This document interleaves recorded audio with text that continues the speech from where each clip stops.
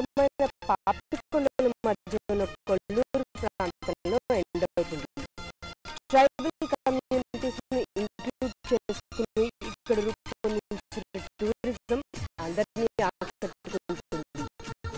అందమైన గోదావరి మధ్యలో ఇసుక తిన్నెల మీద బ్యాంబూ హౌసెస్ లో ఉంటూ ట్రైబల్స్ అందించే ఫుడ్ ను ఎంజాయ్ చేస్తూ ఈ నైట్ హాలిడే ని అందరూ ఎంజాయ్ చేస్తారు.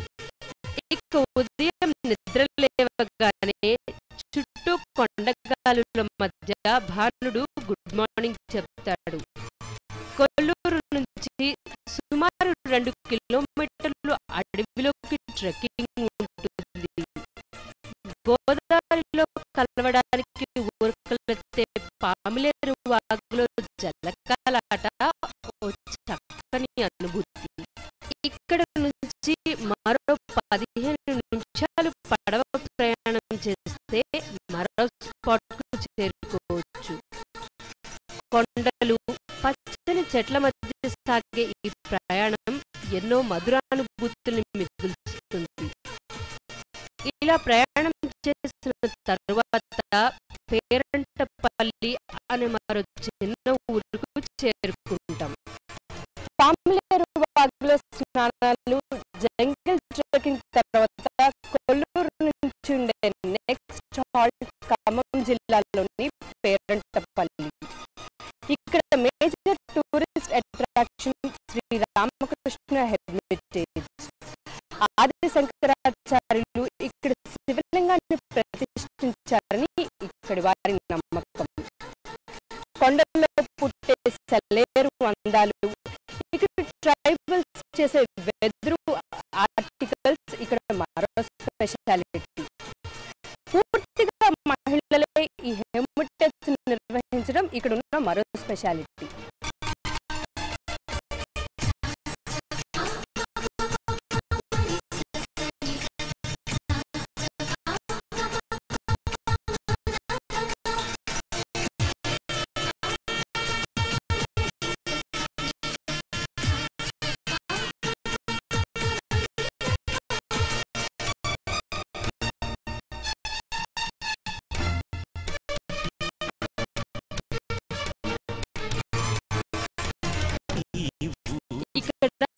ఒక శివాలయం ఉంది. ఇది మిగిలిన ఆలయాలతో పోలిస్తే చాలా విభిన్నంగా ఉంటుంది. ఎలాంటి క్యూలు, ప్రదక్షిణలు, హడావుడి కనిపించదు. పరమశివుడు వెండి కొండల్లో ధ్యానం చేసుకునేటప్పుడు ఉండే ప్రశాంత వాతావరణమే ఇక్కడ దర్శనమిస్తుంది. ఇక్కడ గిరిజనులు తయారు చేసిన ఎన్నో వెదురు కళాఖండాలు దొరుకుతాయి. ఎంతో అందంగా ఉండే ఈ కళాఖండాలు ఏ షాప్ లో కొన్నా ఒకటే ధర ఉంటుంది.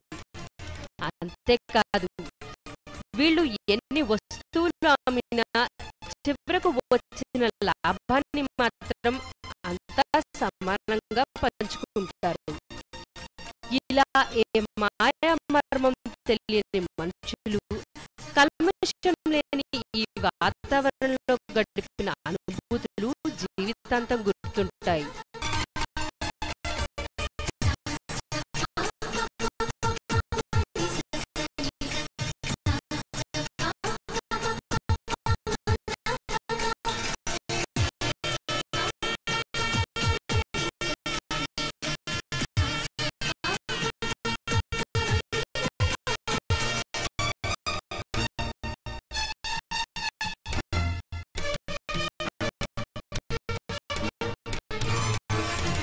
ఇక ఇక్కడ ఉండే మరో అద్భుతమైన అంశం ఈ చింత చెట్టు.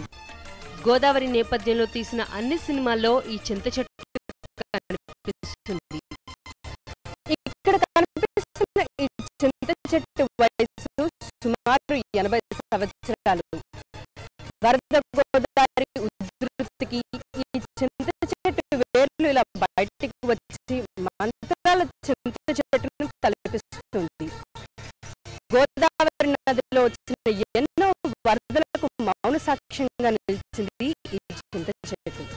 పేరంట నుంచి తిరిగి పడవ ప్రయాణం ద్వారా శ్రీరామగిరి, అక్కడి నుంచి భద్రాచలం తిరుగు ప్రయాణం ఉంటుంది. అదే రోజు రాత్రి డిన్నర్ తర్వాత హైదరాబాద్ బస్ ఎక్కేయొచ్చు. ఈ ట్రిప్ కు టిఫిన్ భోజనంతో కలిపి ఒకరికి 2,800 AC accommodation, 2,300 non AC accommodation కు ఖర్చు అవుతుంది. ఆధ్యాత్మికతో స్టార్ట్ అయ్యే ఈ టూర్ తర్వాత అడ్వెంచరస్ గా మారుతుంది.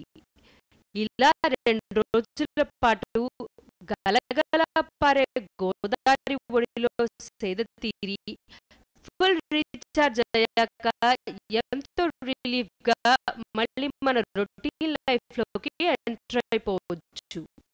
ఆ గోదావరి ప్రయాణం తాలూకు జ్ఞాపకాలు నిత్యం మన మనసు గోడల్ని తాకుతూనే ఉంటాయి. నా పేరు Nihal. I'm studying second year engineering, NSRM University.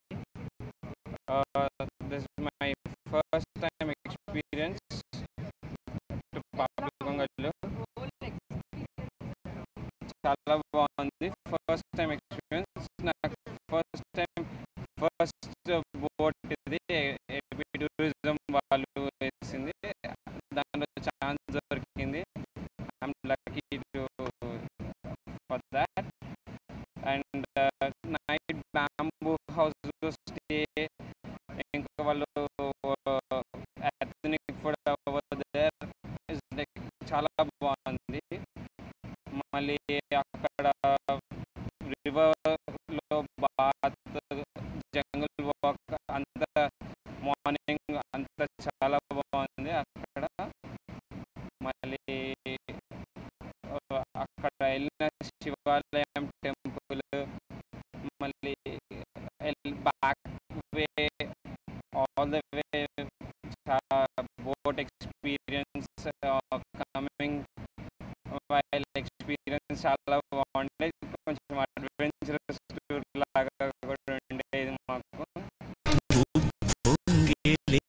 Godavari ఊగిందిలే చేలోవరి, భూదారిలో Neelambari, మాసీమకే చీనాంబరి, వెతలు తీర్చుమా దేవేరి, వేదమంటి మా గోదారి, శబరి కలిసిన గోదారి, రామచరితకే భూదారి, ఏసై చాపజోర్ సైనావ పార్ శ్రీవాలుగా, సుఖానే చూపుగా, బ్రతుకు తెరువు ఎదురీ